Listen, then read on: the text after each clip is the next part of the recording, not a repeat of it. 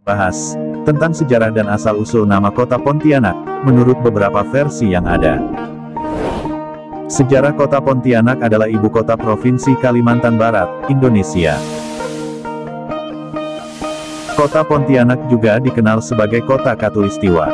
Disebut kota Katulistiwa, sebab bagian utara kota Pontianak atau lebih tepatnya daerah Siantan dilalui garis lintang Katulistiwa. Bahkan di daerah Siantan terdapat Tugu Katulistiwa sebagai tonggak garis ekuator yang dibangun pada tahun 1928 oleh ahli geografi Belanda. Setiap 2 tahun sekali, terdapat fenomena unik di mana matahari tepat berada di atas kepala sehingga Tugu Katulistiwa dan benda di sekelilingnya tak memiliki bayangan. Fenomena ini terjadi pada tanggal 21 sampai 23 Maret dan 21 sampai 23 September.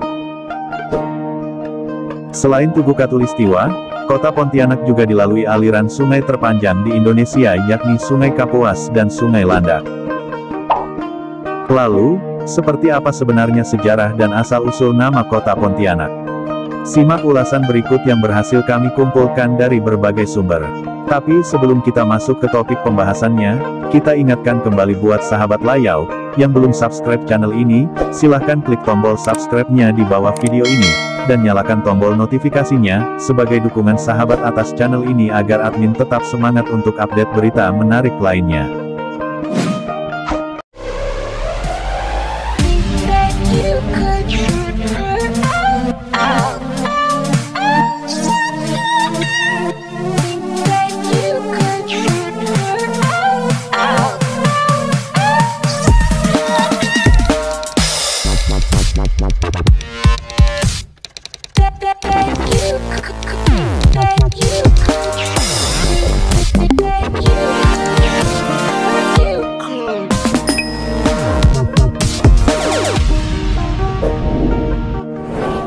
Sejarah kota Pontianak adalah ibu kota Provinsi Kalimantan Barat. Kota Pontianak juga dikenal sebagai kota Katulistiwa.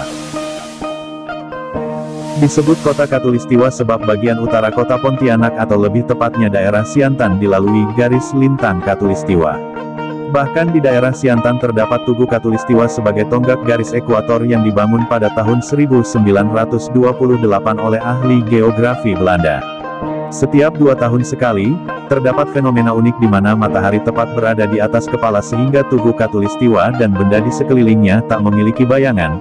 Fenomena ini terjadi pada tanggal 21 sampai 23 Maret dan 21 sampai 23 September. Selain Tugu Katulistiwa, kota Pontianak juga dilalui aliran sungai terpanjang di Indonesia yakni Sungai Kapuas dan Sungai Landak. Kota Pontianak didirikan oleh Syarif Abdurrahman Al-Qadri pada tanggal 23 Oktober tahun 1771. Berawal dari perjalanan Syarif Abdurrahman Al-Qadri, membuka lahan hutan di persimpangan Sungai Landak, Sungai Kapuas Kecil dan Sungai Kapuas Besar untuk dijadikan tempat kekuasaan beliau.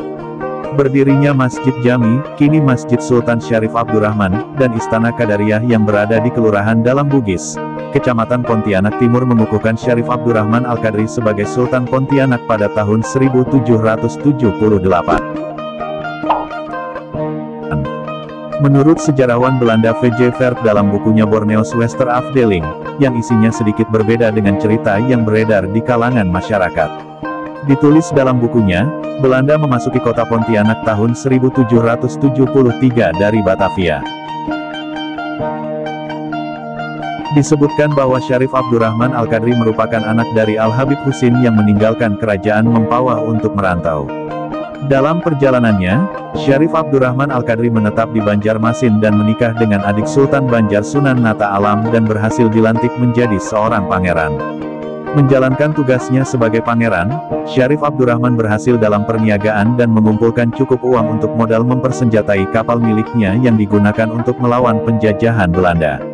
Dengan bantuan Sultan Pasir, Sultan Syarif berhasil membajak kapal Belanda, juga kapal Inggris dan Prancis.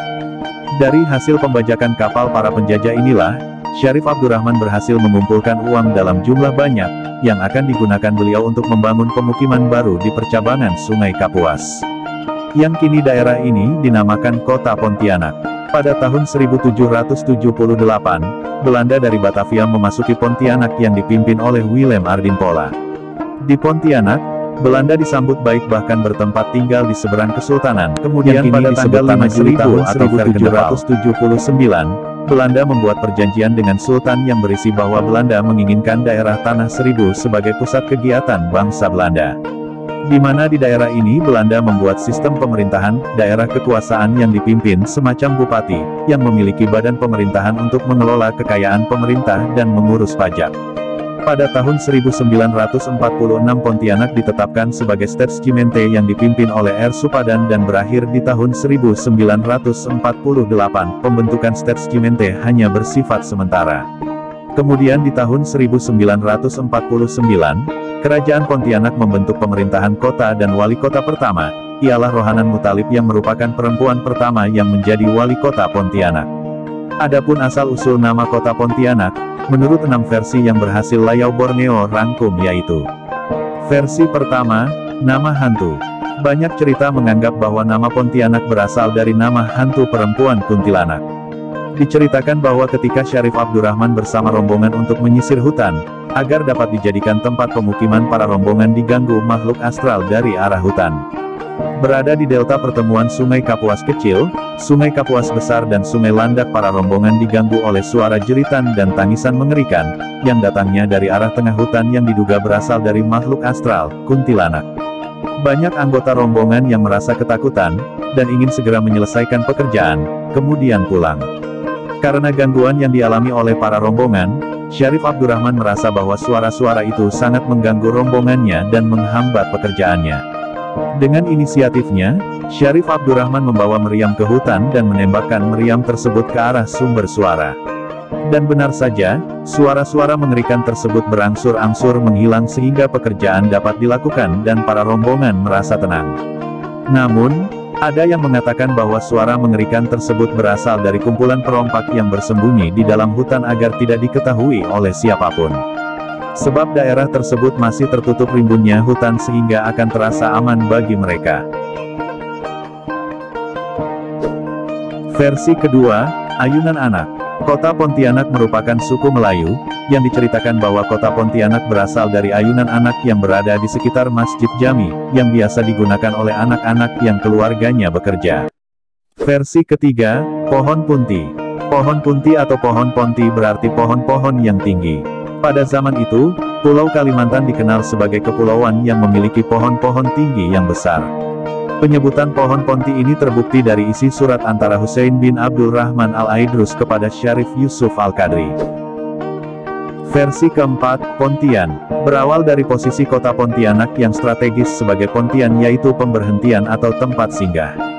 Banyak pelaut ataupun pedagang yang menjadikan lokasi ini sebagai tempat singgah sementara. Di Malaysia juga terdapat tempat bernama Pontian yang digunakan untuk tempat singgah sementara atau tempat pemberhentian. Versi kelima, Kuntian. Kuntian merupakan pelafalan bahasa Mandarin yang berarti tempat pemberhentian. Logat masyarakat Tionghoa biasanya memberikan penambahan lafal di akhir kalimat atau kata namun tidak mengurangi atau menambah arti dari kalimat yang sebenarnya, seperti uang, mobil, Sehingga dalam pelafalan Kuntian menjadi Kuntian, dan sebagian besar orang tua Tionghoa di Pontianak masih menggunakan Kuntian untuk menyebut Pontianak. Versi ke-6, Pintu Anak. Pintu Anak yang dimaksud ialah dua anak sungai yakni Sungai Kapuas dan Sungai Landak. Di mana lokasi pertama pemukiman di Pontianak berada di delta Sungai Kapuas Besar, Sungai Kapuas Kecil dan Sungai Landak. Banyak penjelasan mengenai sejarah kota Pontianak, mulai dari mitos, cerita rakyat, hingga ilmiah. Namun, apapun ceritanya tetap saja kota Pontianak menarik untuk dikunjungi. Banyak keunikan yang dimiliki oleh kota Pontianak seperti berikut. 1. Kota Khatulistiwa. Terletak pada garis lintang 0 derajat, bertepatan dengan garis Khatulistiwa membuat iklim di kota Pontianak memiliki iklim tropis dengan curah hujan tinggi pada bulan Mei hingga September. Cuaca yang menguntungkan ini banyak memberikan manfaat bagi masyarakat maupun alam. Seperti curah hujan yang tinggi dapat membuat pepohonan di hutan semakin subur, sedangkan di mata masyarakat dapat membantu pertanian dan perkebunan mereka. 2. Penghasil lidah buaya raksasa. Siapa yang tak tahu tanaman lidah buaya? Sering kita lihat lidah buaya pada kemasan produk kecantikan seperti sampo atau lulur mandi. Namun tahukah kalian bahwa terdapat lidah buaya raksasa yang dihasilkan oleh kota Pontianak? Seperti namanya, lidah buaya raksasa memiliki ukuran yang sangat besar daripada umumnya. Lidah buaya raksasa ini biasanya digunakan untuk membuat jeli, puding, keripik oleh masyarakat sekitar, guna menaikkan harga jual. Lidah buaya raksasa sendiri diperdagangkan ke luar pulau. 3. Monumen kulminasi matahari. Kulminasi merupakan fenomena alam berkaitan dengan matahari, di mana matahari berada di atas kepala kita dan membuat bayang-bayang menghilang. Hal seperti ini hanya ada di kota Pontianak yang dilalui garis khatulistiwa. 4. Dilalui Sungai Kapuas. Sungai Kapuas adalah sungai terpanjang di Kalimantan bahkan di Indonesia. Sungai Kapuas menjadi sangat penting bagi penduduk sekitar, di mana masih banyak yang menggunakan sungai sebagai tempat melakukan kegiatan sehari-hari serta di bagian hulu sungai dipergunakan sebagai jalur perdagangan. 5. Festival Meriam Karbit. Melihat sejarah bahwa Syarif Abdurrahman mengusir gangguan makhluk astral menggunakan meriam, ketika akan membuka lahan untuk pemukiman. Masyarakat Pontianak melakukan sebuah festival meriam yang dilaksanakan menjelang bulan Ramadan. Meriam yang digunakan sangat aman dan mudah dicari hanya menggunakan sebilah bambu, karbit dan api. Kalian sudah dapat membuat meriam kalian sendiri. 6. Pontianak Kota Bersinar. Letak Pontianak yang dilalui garis matahari khatulistiwa, membuat cuaca di siang hari sangat panas daripada kota lain di Indonesia. Bahkan di malam hari masih terdapat pantulan cahaya matahari hingga membuat langit berwarna kemerahan. Demikian pembahasan kami mengenai sejarah dan asal-usul nama kota Pontianak menurut beberapa versi yang ada. Terima kasih sudah menyaksikan video ini sampai akhir.